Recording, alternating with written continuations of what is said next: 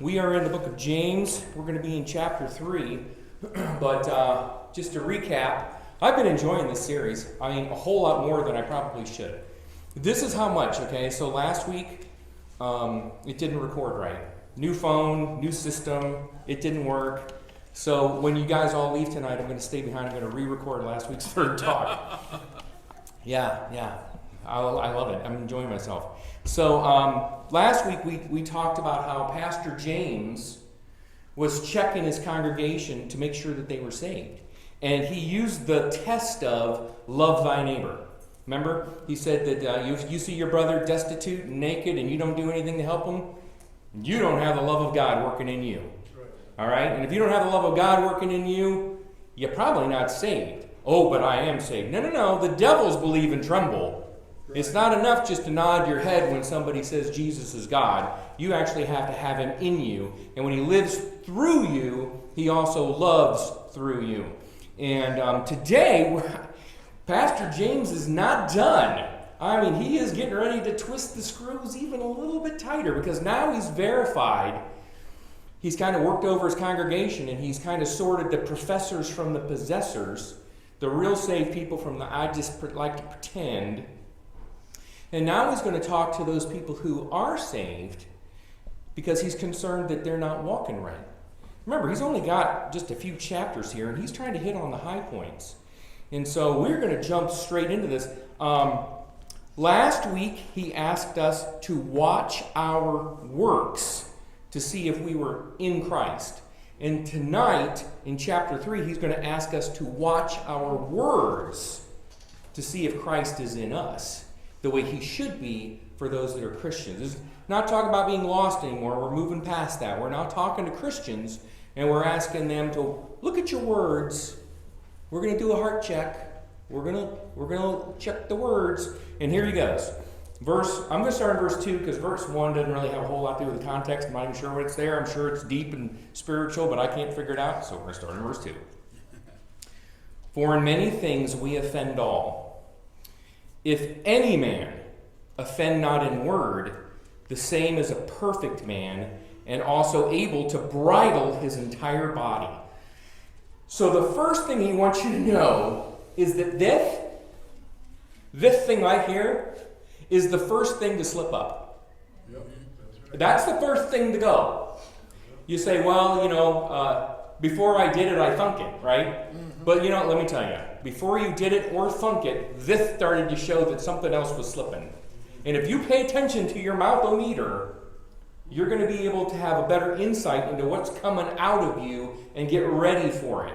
Okay, this is the whole context of chapter 3, is what is this telling you about your heart. The first thing to slip is the tongue. If you can control this, you can control your entire body. That's how difficult this is. You ever tried to keep your mouth? It's not easy. I'm fine. Yeah, you're fine, as long as there's nobody else around. As long as you have no interactions with any other human being, your tongue is just as great as mine. It's when other people enter into the situation that suddenly you're like, what is that? What is going on with my tongue? This is what James is talking about. So he goes on and he gives a couple of quick illustrations. I'm not going to belabor the point, but he uses a couple of illustrations to show how a little thing like that can mess up your entire world. And he uses the example of a horse's bridle. He says, behold, we put bits in the horses' mouths that they may obey us, and we turn about their entire body. If I can control the mouth, then I control the rest of you. That's what he's saying. And then he goes even further and he uses the example of a ship and he says this, behold also the ships, which though they be so great and are driven of fierce winds, yet are they turned about with a very small helm, or what we think of as the rudder, very small, whithersoever the governor listeth.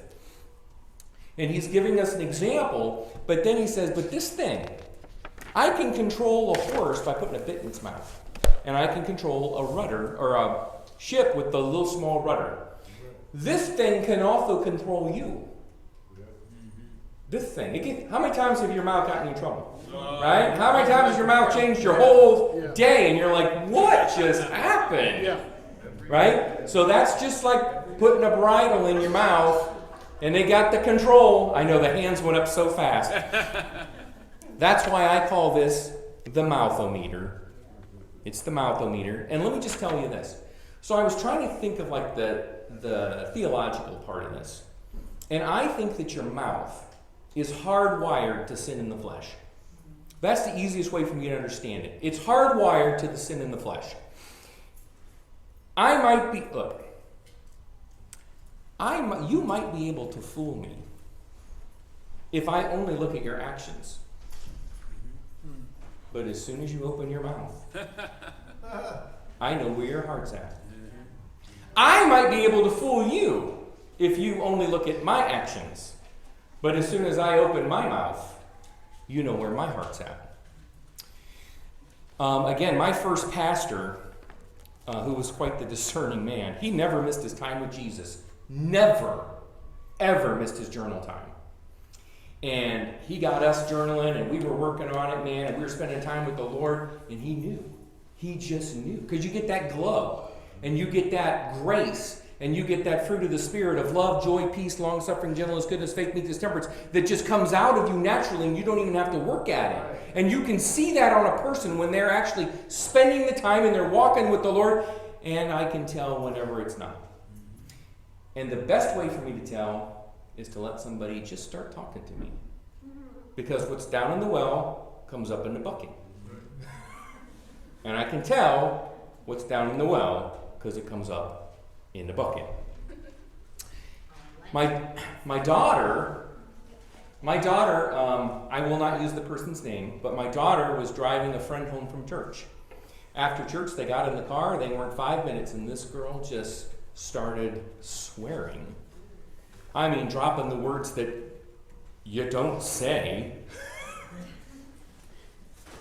And I said, honey, it's a mouthometer. What's down in the well comes out of the bucket. You can be upset about the words, or you can understand that the words are symptoms of what's down here. And be more upset because the heart's not right. Because that person is playing a game and it's not working.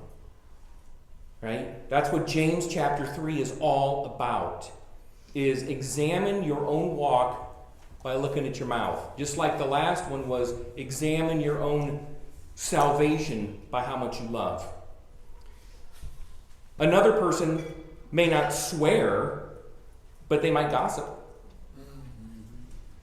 Talk about other people when they're in the room, not in the room. Doesn't matter. That may not be the issue.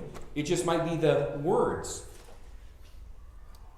I can tell when I'm not walking with God because I start really having pride words, pride phrases. And I'm like, where did that come from? Why am I so puffed up all of a sudden? Well, it's because I haven't been emptying myself at the throne. Did I turn this thing on? I would do that again, wouldn't I? Yeah, I did. I can yell for another session. Thank you, Kenny. You're welcome. I know you can. Mouthometer. Mouthometer. That's what we're talking about. And what's really crazy is people think that they can hide their spiritual state. And they can until they open their mouth.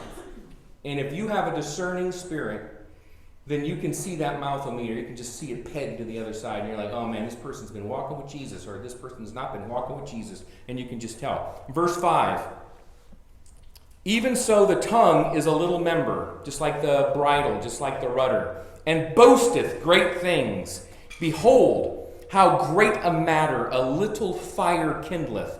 The tongue is a fire, a world of iniquity. The tongue, so is the tongue among our members, that it defileth the whole body.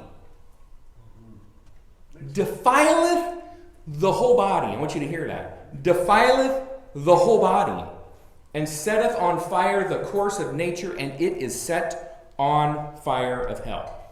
Verse 5, I don't know if you saw it. Well, you'll say, no. Where am I looking at? Yeah, the tongue can no man tame. Nobody can tame their tongue, but with God, those things that are impossible become possible. When we fall into trouble is whenever we try to control it. Oh, I bit my tongue. I'm biting my tongue. No, you're just revealing what your tongue wants to say. And whenever your tongue, even if you have to bite your tongue to keep it in, your tongue is still back there inside your teeth going like this. My heart's not right with God.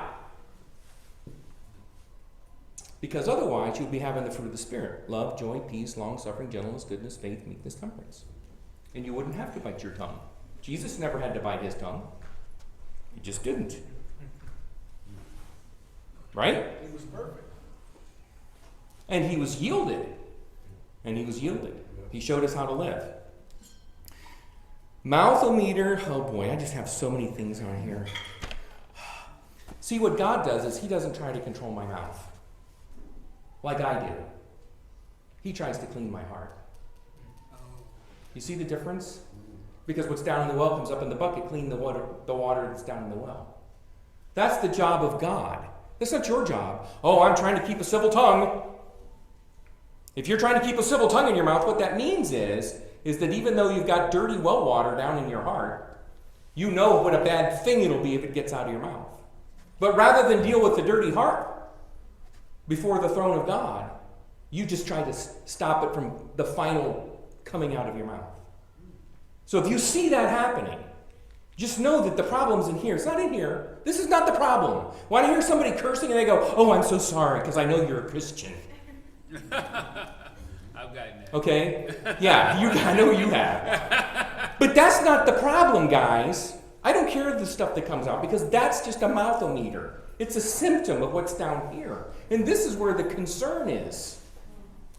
And whenever you start realizing that that's the concern and that's where God wants to do the cleaning up, then you stop worrying. I mean, this takes care of itself if I take care of this. It just does. So James is tightening the screws. I love how he goes through this. The tongue is a fire, a world of iniquity. So is the tongue among our members, that it defileth the whole body, and setteth on fire the course of nature, and is set on fire of hell. Every kind of beast, and of birds, and of serpents, and of things in the sea is tamed, and hath been tamed of mankind. But the tongue can no man tame. It is unruly, evil, full of deadly poison. And I need to stop and say this. Stop making excuses for that thing when it does evil. He's basically saying, when it's wrong, it's wrong. Here's what we do. I bless people. And yes, sometimes I curse. I love Jesus, but I curse a little. That's what the t-shirt says, right? Yeah. That's what you can buy those on Amazon. I love Jesus, but I swear a little. What? No, it's in there. Oh yeah, Joe doesn't believe me. Oh yeah, it's in there. It's there. And listen, and let me tell you, what that really is saying is, I love Jesus, so I have clean heart, but I also swear a little because I have some dirty heart, and I don't hate that dirt enough to get it cleaned up by the Lord. I don't hate that. I don't understand the wickedness of it. I don't understand the evilness of it. I don't understand how much God hates it and says it is set on fire of hell to actually deal with, not the tongue, but the heart that swears a little. That's what he's saying. He's a pastor. He wants his people to live right. He says this, verse 9, therewith bless we God, even the Father, and therewith curse we men, which are made after the similitude of God. Out of the same mouth proceedeth blessing and cursing. My brethren, these things ought not so to be. He says, hey, you're looking at God and you're like, man, bless God, bless God, bless God, just like that little girl was. And then you get in the car and you start letting her rip. Therewith curse we men. I'm blessing God, I'm cursing men. And he says, but don't you see that those men that you're cursing, swearing at, are made in the image of God? 1 John 4. Just turn to the right just a couple pages. 1 John 4:20 says it this way, and he's a little bit harsher than James. If a man say, I love God, and hateth his brother, he is a liar. For he that loveth not his brother whom he hath seen, how can he love God whom he hath not seen? You can't walk around saying, I love God, and then despise people who are made in the image of God. That's what he says. For he that loveth not his brother whom he hath seen, how can he love God whom he hath not seen? He says, you're a hypocrite, you're a fake, you're a pretender. That's pretty harsh. You go, John. James just says, these things ought not so to be. John says, you're just an outright liar. Doth a fountain send forth at the same place sweet water and bitter? No. Because it mingles and comes out just that. Right? Have some super clean water, throw some dirt in it, now you just got dirty water. So what comes out of your mouth is reflective of what's in your heart. You don't want to have that mix in your heart. You want to have a pure, clean heart, so that what comes out of your mouth is pure and clean. Can the fig tree, my brethren, bear olive berries? No. Either the vine figs? No. So can no fountain both yield salt water and fresh. Can't do both. Stop acting like it's okay to be a little wrong with your speech, because it's really revealing that you're okay with a little wrong in your heart. That's what James is saying. And then I did the John. It's back to verse 13. Who is a wise man and endued with knowledge among you? Let him show out of a good conversation. Conversation means lifestyle, not conversation. It's a lifestyle. Let him show out of a good lifestyle his works with meekness of wisdom. And then he says this, but if ye have bitter envying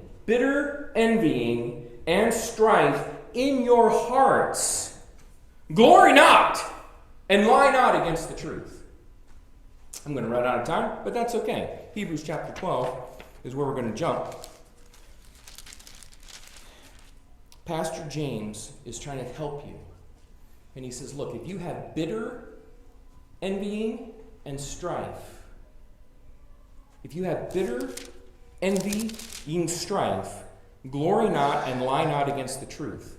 Well, that immediately made me think of Hebrews chapter 12, because it says this, looking diligently, you, me, all of us, looking diligently, lest any man fail of the grace of God. Grace of God is God's grace to do what's right in your situation. Somebody cuts you off, God gives you the grace to do what's right.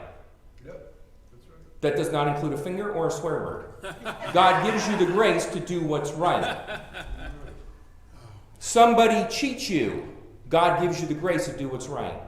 Somebody hurts you, God gives you the grace to do what's right. In every situation of life, God gives you the grace always to do what's right. Here's what happens, though. When we don't take advantage of that grace, we fail of the grace of God. That's number one. Number two, lest any root of bitterness springing up trouble you. God gives you, somebody hurts you, and it hurts. And God says, I know it hurts, but you can forgive them. And you say, no, I'm not going to forgive them. You've just failed of the grace of God. And a root of bitterness has been planted in that wound in your spirit. And that little root of bitterness will spring up and become more bitter and more bitter and more bitter and grow up. And all of a sudden, you have a problem. It troubles you. That guy cuts you off at the light, and God gives you the grace to do what's right, and you say, no, I'm not doing that. Then you have just allowed a bitterness, because now you're going to and that just plants a bitterness seed in your wounded spirit, because you have failed of the grace of God. That person, that relationship that you have, somebody does you wrong, they hurt you. You have an opportunity to grab hold of the grace of God, to respond correctly, but you don't. And so instead, a seed of bitterness is planted and springing up troubles you. And you know it troubles you, because when you're alone at night, it keeps you awake, and doesn't let you sleep, and it bothers you, and you know it's there. But then what happens, and we all have seen this happen, is it grows, thereby many be defiled.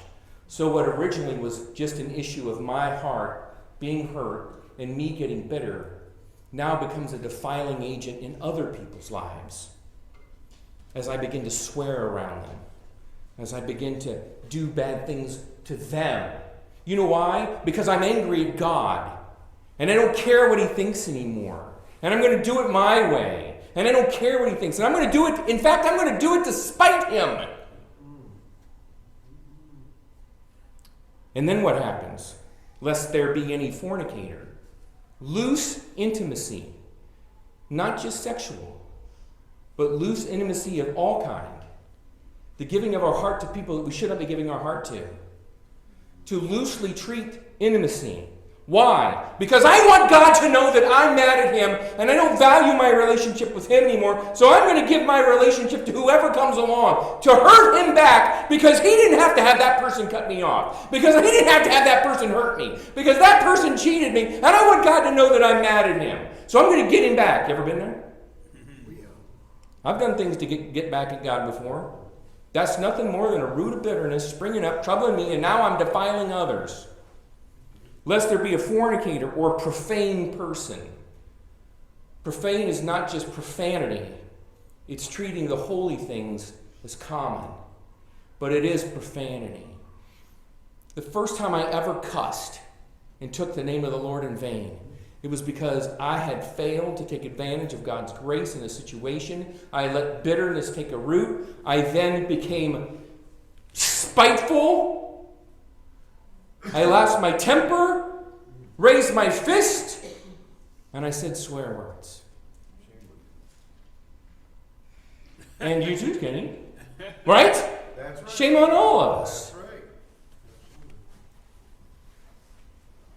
As Esau, who for one morsel of meat sold his birthright, and afterward, when he would have inherited the blessing, he was rejected, though he sought it carefully with tears. James does not want you to be somebody who has to seek it carefully with tears. He wants you to know that all of that can be uprooted. But you have to know that it's there. And the way that you know that it's there is that mouthometer reveals it to you. So that you can take that to God and you can say, God, I know where that came from. That came because I was mad not at that person, but I was mad at my situation, my life. And you are responsible for that. And I failed of the grace of God. And I became bitter. And I became envious. And I became full of strife. And I let my mouth go. He says, you don't have to do that. For where envying and strife is, there is confusion and every evil work. This is a big deal. It's a big deal. It's not a little deal, it's a big deal. It's not something to turn your face and go, oh, everybody cusses a little. That's like saying, oh yeah, it's okay because everybody has sin in their heart. Oh, that's okay because everybody's got some part of them they haven't surrendered yet. So, no. Pastor James says no. This is an indicator. Because if you don't take care of it, it gets worse. It grows. It troubles you more. It defiles more. It leads to more loose intimacy. It does all those things. And then he finally says this. But the wisdom that is from above is first pure, then peaceable, gentle, easy to be entreated, full of mercy and good fruits, without partiality, without hypocrisy, and the fruit of righteousness is sown in peace of them that make peace. There's a lot here, but I want to say this. I have a note in my Bible beside all of this, and it just says this. Your insides eventually become your outsides.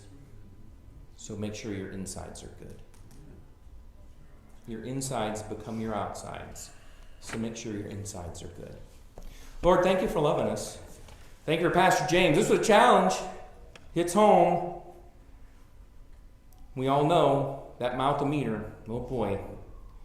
But now you've shown us it's not the mouth that's the problem. It's the heart that drives the mouth that's the problem. Help us to come before you, Lord. You are the great cleaner upper of people. No man can tame the tongue, but the Holy Spirit will bear the fruit of love, joy, peace, long-suffering, gentleness, goodness, faith, meekness, temperance, as we yield to you. In Jesus' name, amen.